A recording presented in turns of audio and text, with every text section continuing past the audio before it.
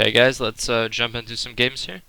Um, we actually lost our first game in rank 5, but we did win streak all the way from rank 10 to rank 5 with this deck.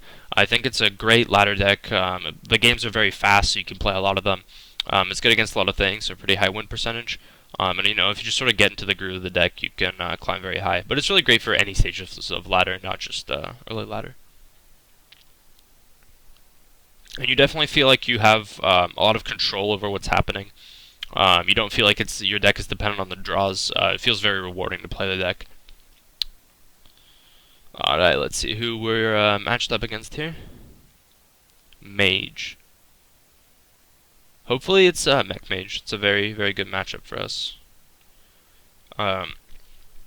Against Mech Mage, though, we would want, against really any deck, we would want 1-drops.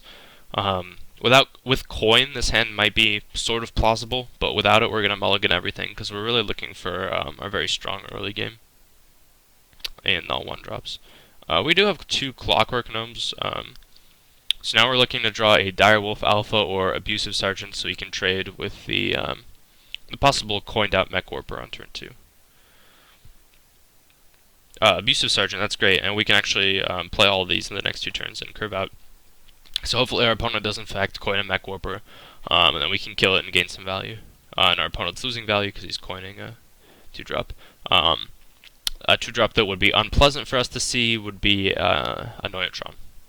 Or I guess not unpleasant, but annoying.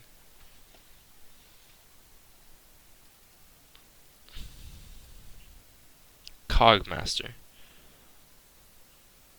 That would have been bad if we didn't draw the egg, because then we couldn't have curved out, we just would have been mana inefficient, but now we can just trade for that and play our Nerubian egg. It's just like clockwork. And we can actually taunt the egg too if we don't choose to activate it with the abusive. Next turn is probably going to look a little bit like tap Abusive Sergeant the egg, but could be something different. Really depends. Looks like our opponent was saving coins so he could get the strong Mech Warper start. It's pretty brutal.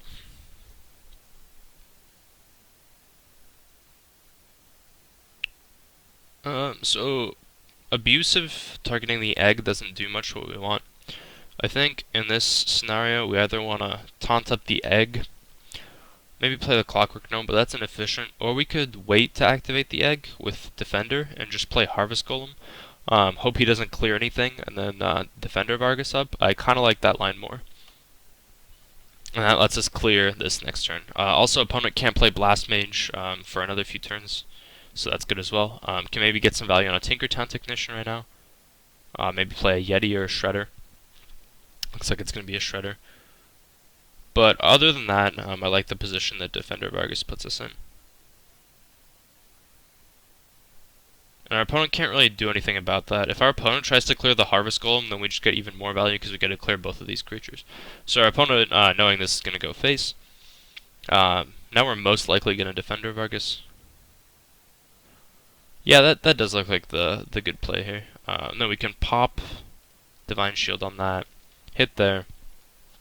And now we have a very sort of strong board presence. It's going to be hard for our opponent to deal with, as well as a lot of tricks that we have in our hand. Looks like opponent is trading there. Opponent gets a 2-1, as do we.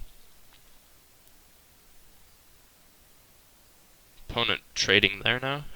Possibly Blast Mage coming. Maybe not. Maybe it's just going to be a 2-drop and ping. Or maybe a Yeti. What is this? Oh, it looks like opponent is fireballing the 4-4. We're fine with that. Fireball is sort of the burn that our opponent can use a lot of the time to clear out the game.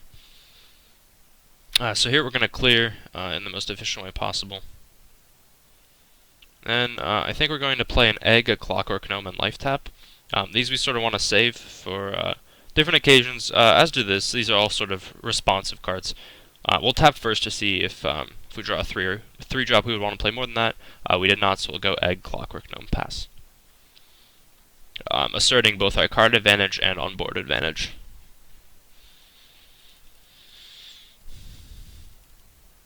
Looks like opponent doesn't have great play for this turn, just pinging there. Playing a secret.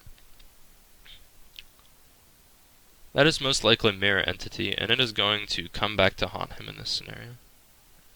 And against Mech Mage, we're fine trading off the egg ourselves because there's not a lot of AoE we want to play around. So here the question is, do we just sort of pander to on board, or do we play Doomguard? I think in this scenario we would want to play Doomguard, just because we do get a card left behind, and doing some of these things isn't quite as strong as just a 5/7. Plus our opponent has already used the Fireball. If he does have another one, he would have to spend his entire turn dealing with the Doomguard. So I'm okay playing Doomguard in this scenario and losing the 2 cards. We actually got to keep the Wolf, which is excellent.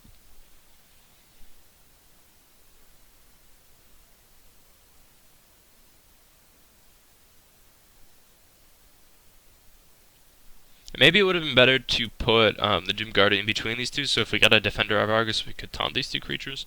But even that's not always right, because if he gets, for example, a Patient Assassin from the Piloted Shredder, it's possible, or some sort of other combat trick, it's possible we would want to, when we're this far ahead, we want to make sort of meat shields or mech shields out of our smaller creatures to keep our larger taunted creatures alive. The time when you want to have big taunts is when you're behind on life, which we're not. So we're going to tap here, see what happens. So, just because Mech Mage doesn't have anything punishing for creatures here, I think we're going to go Dire Wolf here, and Echoing Ooze. We could also use the Dwarf to trade here, but then we're losing a point of damage. It's inefficient, rather than using the Alpha. So we're going to go Alpha, trade, waiting to attack with Doomguard, because now we get that extra point of damage. We're going to go face here. And we could clear an Peggle with this, but I'd rather clear it with Reversing Switch because that turns this into a 1-mana deal 5. And then we're going to play the Echoing Ooze over here.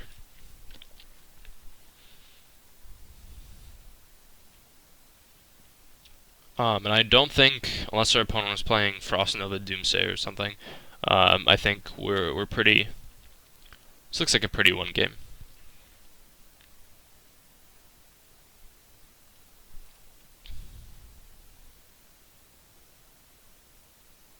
Lotheb is not going to do anything. If that's a free spare part, Frostbolt, yeah. I suppose it's more likely. I believe we still have lethal. 7, 9, yeah. We didn't actually have lethal with the dwarf. With the dwarf, we had 11 points of damage. So we are going to kill our opponent to not BM him or anything, but maybe it wasn't right to put Doomguard here. We could have expected that he would Frostbolt it, and then we would have wanted Wolf between. So we could have put the Ooze in between the Doomguard and the Wolf, and then we would have had lethal even without the power top deck. Positioning of your creatures and cards is really important to think about in Zoo, because you have a lot of minions and buffs like Defender of Argus and Direwolf Alpha that depend on where your minions are located. So positioning is something you definitely want to be thinking about at all times.